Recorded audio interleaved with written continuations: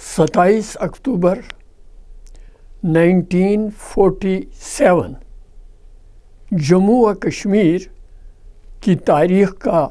ایک سیاہ ترین دن ہے، جب ہندوستان نے اپنی آزادی کے فوراً بعد کشمیر پر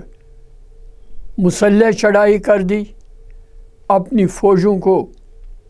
ہوائی جہازوں کے ذریعے سری نگر میں اتارا اور کشمیری عوام کی خواہشات کے خلاف کشمیر پر ریاست پر اپنا تسلط جما لیا۔ اس وقت سے ہندوستان بربریت کا ایک ننگا ناچ رہا ہے۔ پورے جموں و کشمیر میں جس علاقے پر، جس خطے پر ہندوستان نے قبضہ کیا ہے، اس خطے میں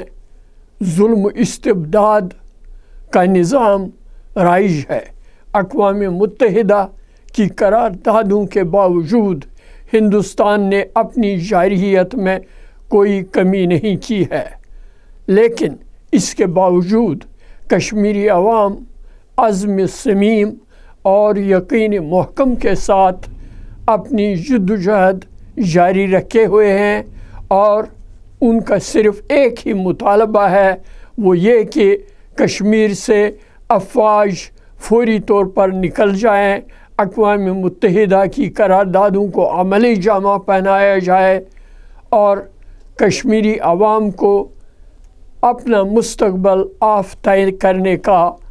موقع دیا جائے۔